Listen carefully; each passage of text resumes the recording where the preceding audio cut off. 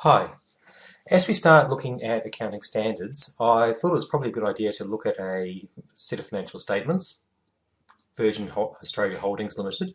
So you had an idea as to what financial statements look like and how the information in financial reports is used and who those users might be. So let's just have a quick look at a set of Virgin financial statements just to get an appreciation of what we're trying to report as financial accountants. Let's focusing first on the statement of profit or loss. What you can see here is it's an attempt to depict the performance of the firm, and it's a measure of performance which is determined in accordance with accounting rules. In the profit or loss, we can see that it starts off by identifying the revenues, and perhaps what's most interesting here is that of the $5.8 billion worth of revenues, you can see that most of those revenues, 90%, come from passengers. There's a little bit of freight revenue, not very much, and there is some loyalty program revenue, but it's largely passenger revenues. We can see their expenses, and we immediately identify the problem with the expenses being greater, the operating expenses being greater than revenues. Operating expenses are $5.9 billion, and the big three expenses are staff, fuel, and airport charges, and these represent approximately 60% of total expenses.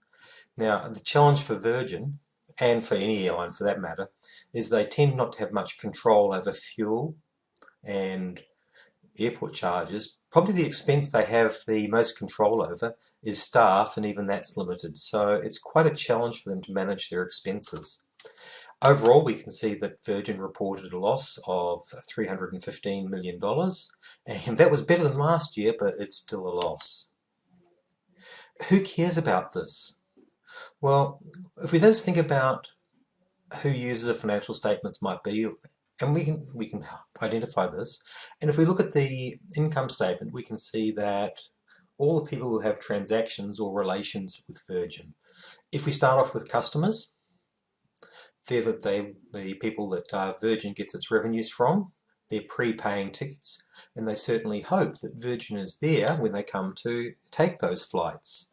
Many years ago, we had an airline called Ansett which collapsed, and when it collapsed, people who booked their holidays on Ansett enjoyed their holiday at home. So quite clearly, customers should be concerned about the performance and the financial position of Virgin. Staff should be concerned because that's how they get paid, their wages, and if the performance of Virgin is poor, then let's just say the tenure of their employment is likely to be limited, so they're going to be concerned. Fuel, well, fuel just represents suppliers more generally, and that wouldn't go for airport charges as well. All the suppliers of Virgin should be concerned with their performance because profitable firms generating solid cash flows are more likely to be able to meet their obligations as they fall due. If it's loss-making, let's just say there's less likely to be dividends, and that's of concern for shareholders, so shareholders are clearly interested. And likewise, banks, lenders who want to have their loans repaid, they would also be concerned about the level of performance. Because at the end of the day, profit and cash flow is how the lenders are repaid, principal and interest. If we look at the statement of cash flows, it's the second of the major statements we see in a set of financial reports these days. What does this attempt to show? It's also a measure of performance, and it's also a measure of liquidity. And what this is identifying is the ability of the entity to generate cash, and this is of interest to many of those same people that were interested in performance in relation to the statement of profit or loss. What we can see here is that Virgin has operating cash flows of $470 million, but unfortunately it's spending most of those cash flows in acquiring, well, more than that, in acquiring aircraft, and you can see this with a negative financing cash flow of $511 million. So what you can see here is that Virgin is investing all of the cash that it generates from its operations into property, plant and equipment to continue those operations. Now, quite obviously, that doesn't leave much for repayment of borrowings or the payment of dividends. So that's a challenge.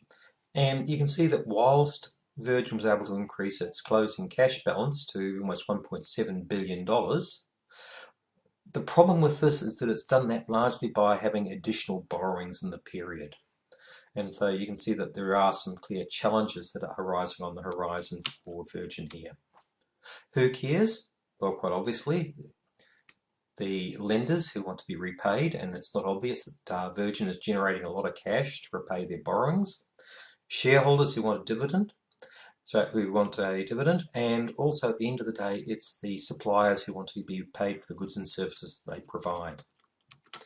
The balance sheet tells another story as well. What does it show? Well, what it shows is that Virgin at 30th of June 2019 had assets of 6.4 billion, liabilities of 5.8 billion, and borrowings within those liabilities of over $3 billion.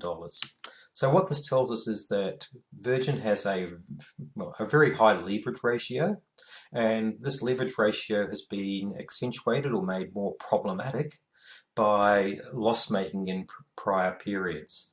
And so that's going to be a challenge for Virgin moving forward, and it'll be particularly challenging as they're forced to bring onto balance sheet their non-cancelable operating leases.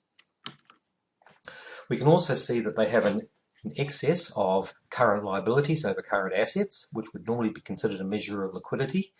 The only thing which is probably saving them a little bit here is that if you look at their current liabilities, you can see unearned revenue at $1.2 billion, and that's unlikely to have to be repaid.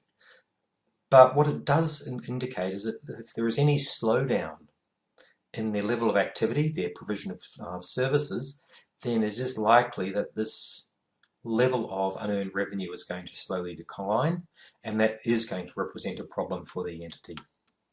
Who cares? Once again, those people that we talked about before, the customers who are relying upon Virgin to provide flights that they've already paid for, creditors who want to be paid for their goods and services, lenders who want to be repaid, and shareholders who want, at the end of the day, dividends. So we can see how the financial statements are trying to provide an overview of the performance and position of the entity, and this information is quite widely useful to a wide range of users of financial statements: customers, creditors, lenders, shareholders, etc. And that's why we pay so much attention to how these financial reports are prepared, so that we can ensure that we provide information which is relevant for decision